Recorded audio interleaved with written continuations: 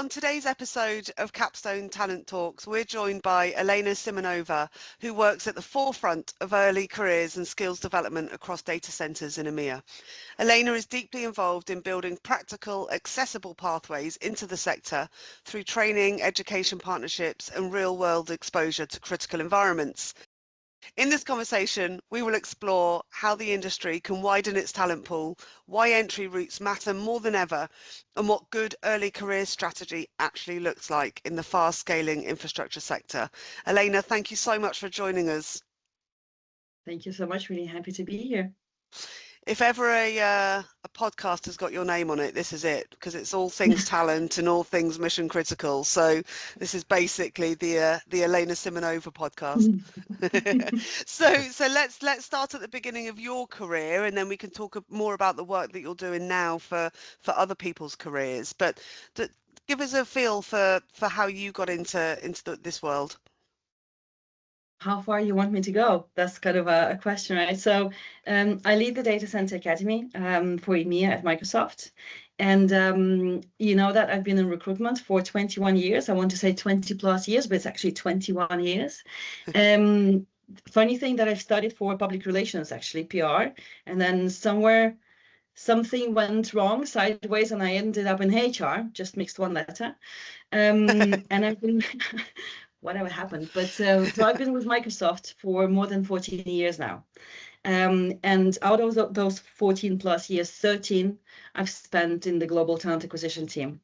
And I've been hiring for, I think, every organization that there is at Microsoft, the sales and marketing, partner organization, services, consumer channel group, all of the software engineers, gaming, and corporate functions. And about 2 years before stepping into my current role, which we'll probably talk later about, I moved into recruiting for our data center organization, which I didn't even have an idea that we have that organization, to be very honest.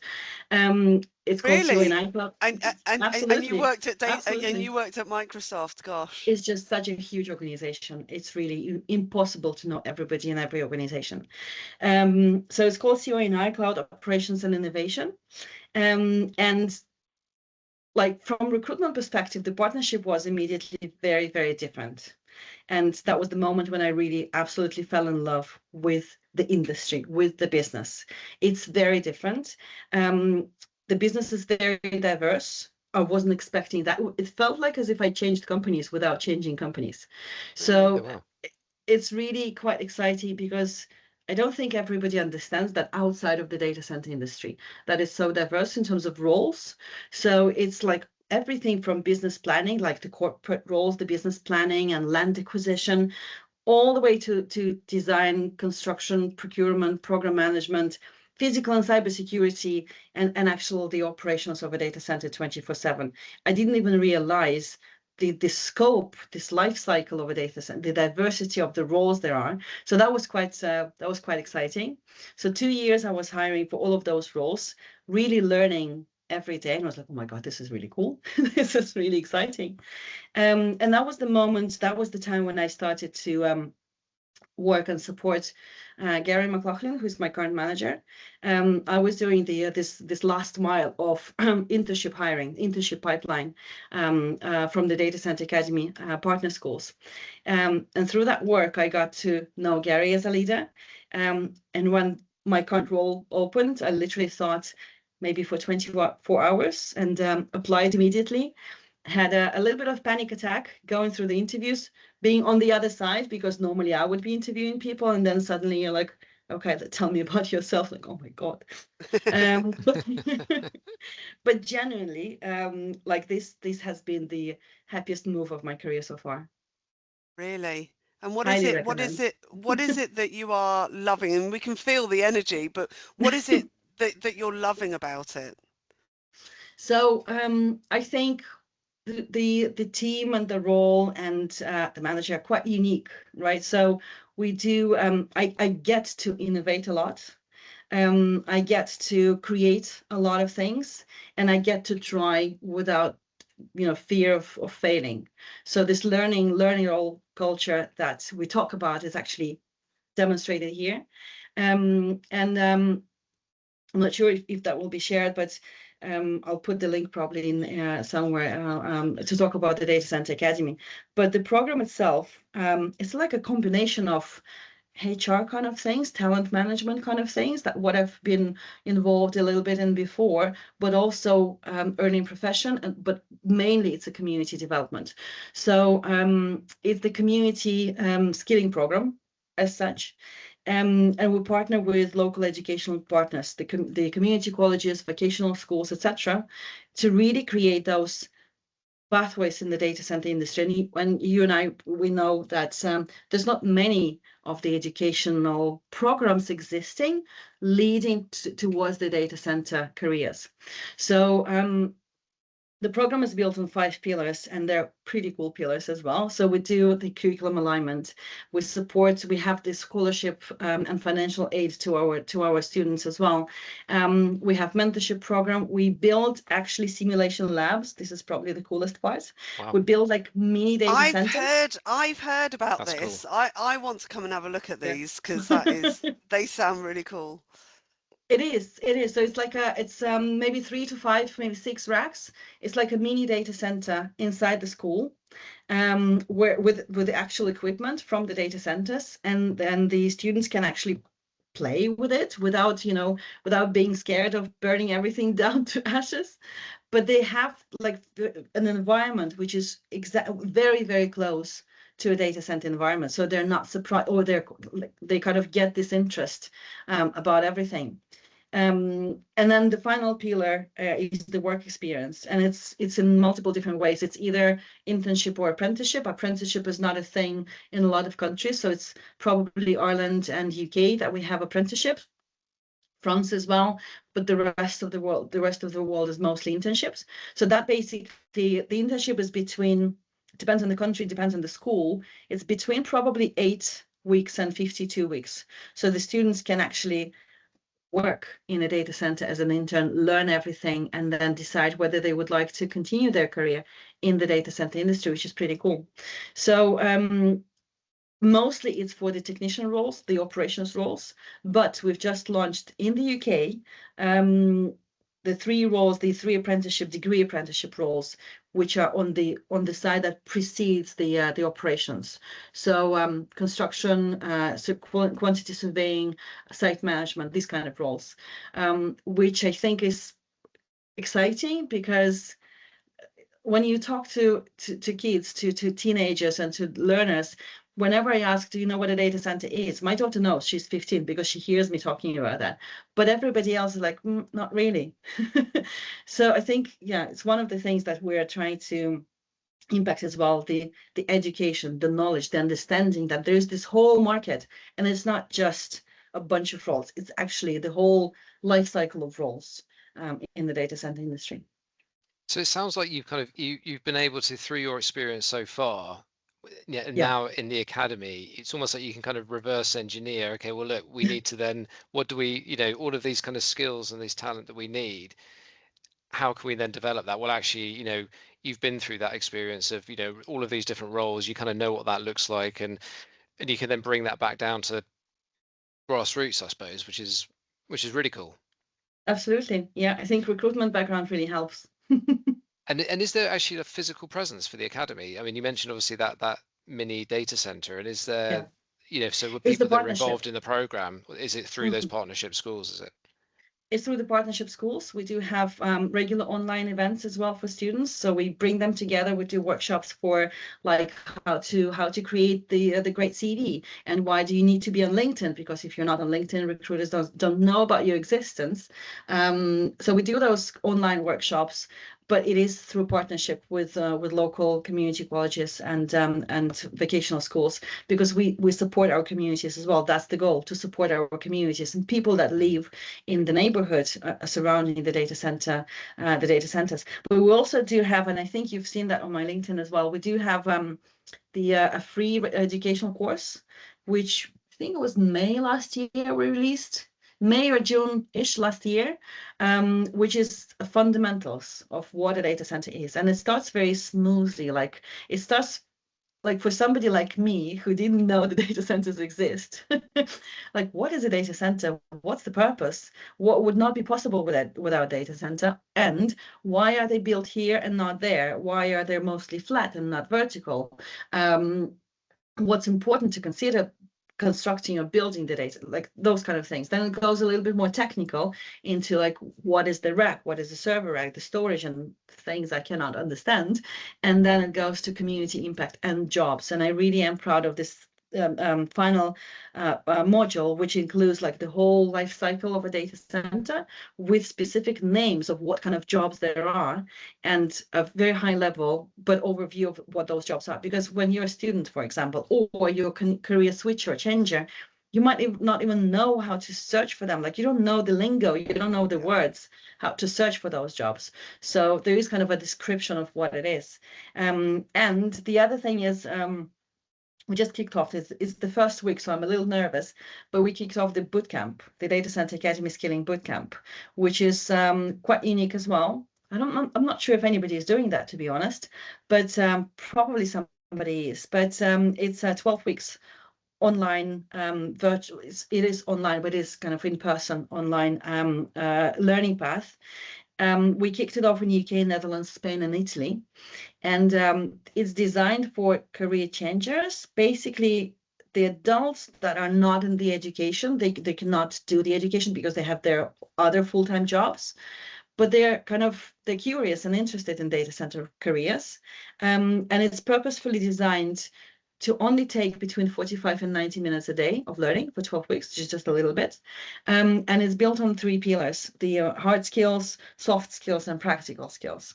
So it's all delivered by Microsoft employees, the actual employees of data centers. So not professional speakers, but the actual employees. So we talk through the data center operation roles, what it entails, what do they actually do, how to, there are sessions about cabling and hardware and data bearing device handling and stuff like that.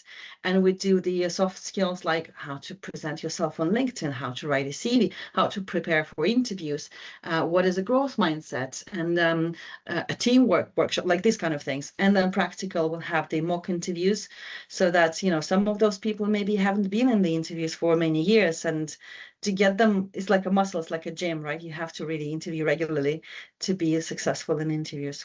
There we go. So that's kind amazing. of keeps me very excited about how many people are doing that? How many people have enrolled on the bootcamp?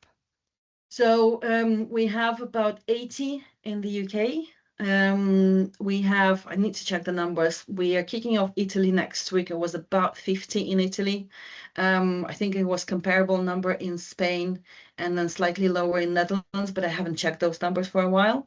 It's around that number. It's so good, isn't it? That's because brilliant.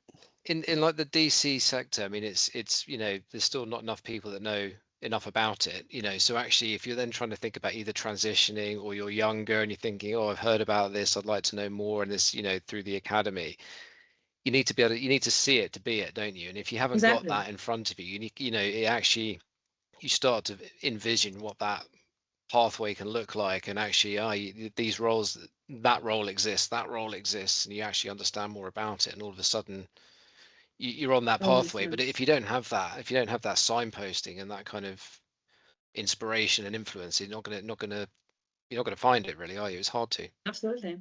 Yeah. And we do, like, I think these are two kind of audiences, right? There's our students and kids really who are still like thinking about their careers, and then there's also like career switchers and adults. I think from school's perspective, and I see that on my daughter's school example, it's still very kind of traditional, a doctor, a teacher, you know, a plumber, you know, those kind of things. And I'm really glad that I get to go to schools and talk about data center careers. So for example, we've been to my daughter's school and to a few other schools in the past few months, and we had a chance to have time in front of those teenagers. I can tell you, this public speaking is like, this exercise, talking to teenagers, is like a whole different level of stress. But that's the moment where you you ask them, do you know what a data center is? And maybe among 70 of them, maybe 2 hands would go up. and that's it. So they would be scrolling, I don't know what they scroll these days, YouTube shorts and stuff, but they wouldn't even think where it all is based. Like, what is the cloud is just somebody else's computer, and that somebody else's computer is actually a data center. But not everybody knows or thinks even about it. I think that goes to everybody, to a younger generation, to adults, to everybody. The knowledge of what the data center market is, what the data center industry is kind of patchy. Yeah, and I think that's, you know, that's obviously the biggest barrier, really. So a lot of what you're doing is kind of trying to remove that barrier. And if you and in creating the academy and the boot camps, what involvement have you created that all? Have you really sat down? If personally, I don't know how big the team is that you work within, but is this your baby? Is this what you are launching? And are you out there in all the schools? How are you identifying the schools, the locations? Talk to us, and also deciding what makes up the course content and all that sort of stuff, which sounds brilliant, because actually I love the fact that, you know, if you were to go, if you're in those schools, I've got a 15-year-old as well, and I bet one of those two who put their hand up was your daughter. The other one would be my son, because he's like, oh my God, these bloody data centers, that's all you talk about. But if somebody wants to be an accountant, if somebody wants to be a lawyer, if somebody wants to be an operations manager, all of those, if somebody wants to go into talent or whatever it is, all of those are careers within data centers. And Absolutely. that's what is, so if you kind of reverse the question, who wants to be an accountant, who wants to, you know, loads of hands would go up. Yeah. So I suppose I'm interested in the parts of your role in creating these incredible initiatives. How much of your time is out in the community, you know, learning from them? So because my role is EMEA, it's hard to be in every community. I would love to, but it's hard to be in every community. However, it's amazing how we kind of cross-collaborate with multiple different teams at Microsoft. So it's impossible to be successful by on your own. It's just impossible. You have to collaborate. You have to partner with other teams. So the teams that I work very close with is community affairs team, the regional community affairs team. So all of the community affairs managers in countries, these are my best friends. These are the people that I would talk every day. And also the data center, the CONI organization, all of them. So the data center operations, we have plenty of volunteers for all of those events. For example, it's never me. It's never only me. I can only do UK and maybe if I travel somewhere. But it's the data center operations teams, which are they're always excited to bring that knowledge to the local communities, to the schools, etc. They're always excited to do like a little bit of show and tell. We had an event, the Skills Week at Langley College last week. Was it last week? Was it 2 weeks before? Everything is a blur. But we've had a chance to talk about our career journeys in front of the, I think it was about 70-ish, by the way, students, large auditorium, very intimidating. But we were able to talk about our career journeys. I think we had about 3 or 4 presenters from data center operations technicians who were talking about their career journeys, their stories, what kind of education they've had, what brought them to data centers. And then we had a little bit of a show and tell, like some of the equipment from the data center, obviously not a server, we didn't bring the server, but some of the equipment that they would be working with. And that was quite exciting and engaging. So everybody was suddenly kind of woken up and they were very interested to learn about those things. So I would always partner with many teams. I would partner with my previous home team, talent acquisition, obviously, because we would like to, you know, to have those students, to have those interns staying with us for full-time jobs afterwards. I always partner with HR in terms of potential pathways, potential routes for the local community. I would partner with the learning team that supported me in creating the bootcamp, and a bunch of volunteers as well from the CONI team globally. I would partner with community affairs, the global affairs team. So it's like it's impossible to be successful alone. Yeah, of course. And that kind of sums up the data center environment as well, doesn't it? Yeah. You know, And so what are the ages of the people that are on the academy? And then, because obviously the boot camp is for career Adults. Yeah. transitioning. What about the academy piece? So because it's a community colleges, they can, depends on the country, they might be starting at 16-ish. The interns to have the work experience, to have an internship, they have to be 18 years old and older. So, but they would start studying, and they would be studying in courses that we would kind of support and align to, and they would benefit from opportunities like certifications that we would support, and learning resources and everything. But then when they are of age already and they're interested, and they're, for example, again, EMEA is such a patchwork of different curriculums and different learning pathways. So sometimes internship is embedded in the education, so it's a mandatory, and we love that. So they come to us mandatory, and sometimes it's a voluntary. They can only do summer internships, for example. Sometimes it will be like there's a certain amount of hours they need to do and a project afterwards. So it's very, very different. But they can only do that when they're 18 and older. Yeah. And have you got sort of limits on numbers and things like that? You know, those 70 students, if they all sort of raise their hand and said, I want to be a part of this, are you able to go, yep, no problem, we can cater to everybody? Or how does it work?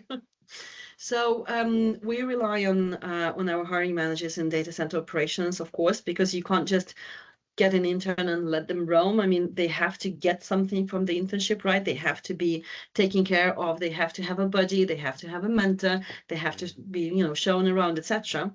So we would rely on the teams in the countries. So sometimes they're able to take 10, 15 interns at a time. Sometimes they can only take 2 or 3. Sometimes they can do 20 or something. So it depends. But that's the partnership as well with data center operations team. They're always willing to help and support the interns and young students. It just we want to make it also high quality as well. It's not just kind of, here it is. This is the data center. Welcome. Yeah, and if you look at the strategic talent pipelining, what does good look like to you? What does a good pipelining program look like to you? You mean like early career talent pipelining, or in general?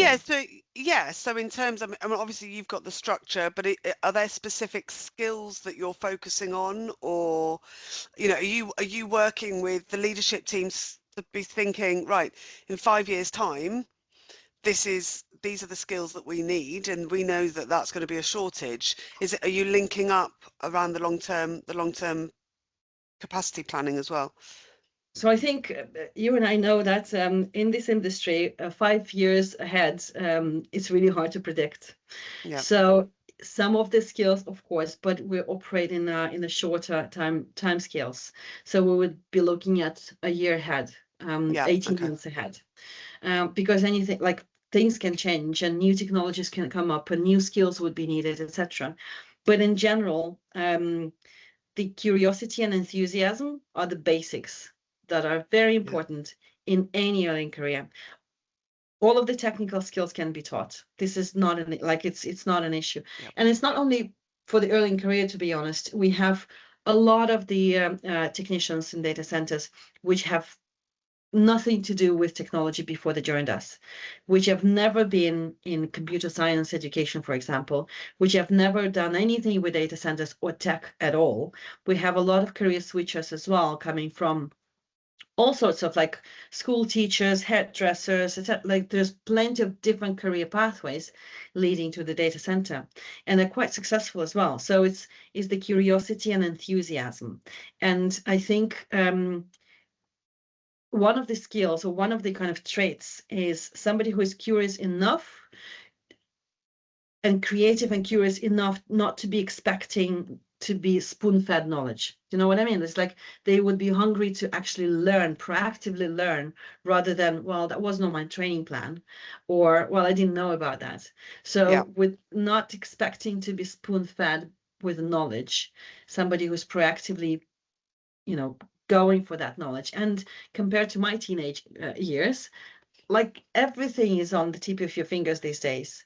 You don't need to go to the library to learn about something, right? Like I grew up without internet, so like you can just go and search for anything and keep searching and keep searching. So that kind of that trait, that curiosity is extremely important.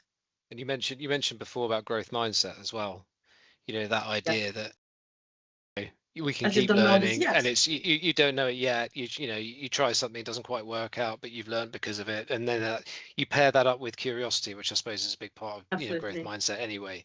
And Yeah. that's what's in terms of the agility and that kind of flexibility that the people that are moving into the DC space at the moment kind of need, with whatever role that is, probably that kind of that mindset, that approach is going to be quite key, isn't it? Because it's not going to stay the same for very long, No, and it's the visibility of this sector as well. I think that is quite critical. I think visibility of data center careers in front of or for those who can actually excel in those careers is a big challenge or a big issue, as I personally think, as I personally see on the industry. I think talent is there. It's just not all on LinkedIn. So I think the companies need to meet the talent where the talent is. And it's in the local communities, in the local news outlets, in local schools and colleges. And it's not just the students, but students would be talking about that at home. And parents would be like, what data center? What is that?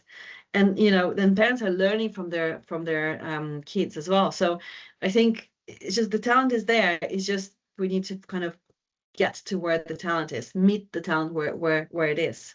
But also, yes, educating the educator. I think somebody on your podcast said it before, educating the educators is critical. That's the first place where the students find out about careers and roles and everything. And while I absolutely support doctors and teachers and all of that, would be cool to have data center as a career pathway, kind of a standard thing as well. Yeah.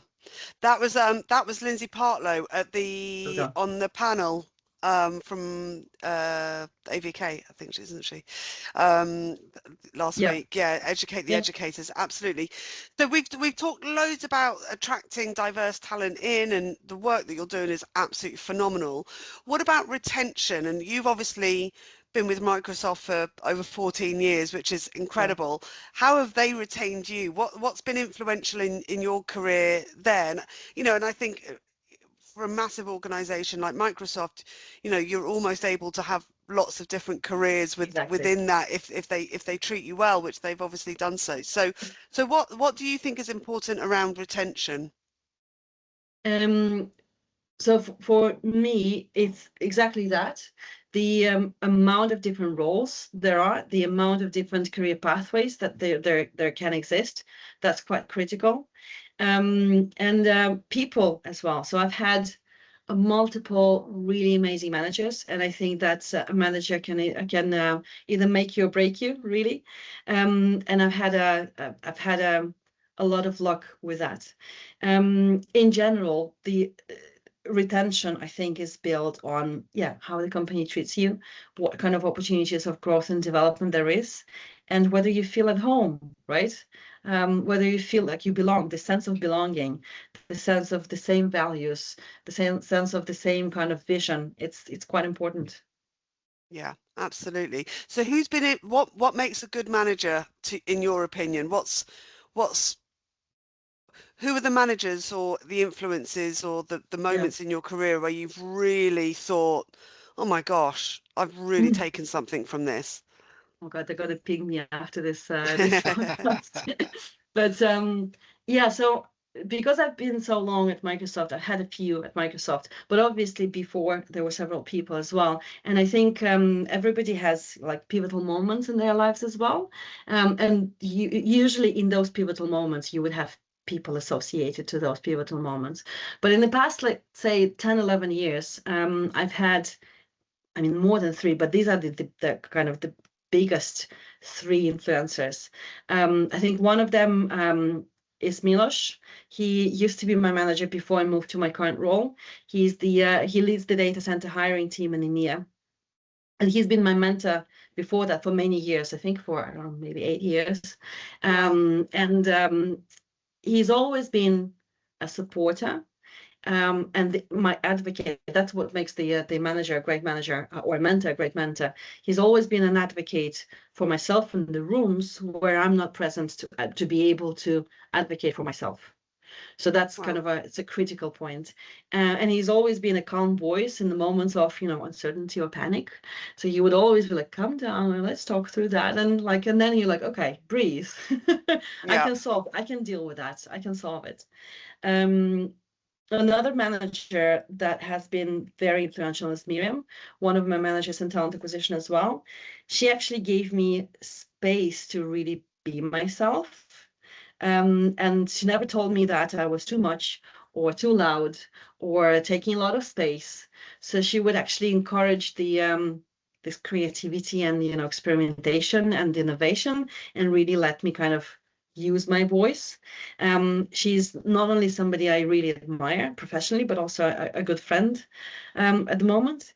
And then and Gary, my current manager as well, he's the reason I took this role. Like I told you before, that like it's not only the role itself, but the manager that I think people need to look at when they're changing roles, when they're moving careers, etc. So I made that leap of faith because of who he is as a leader. And he's amazing in a sense that he backs up every idea, every crazy idea I have.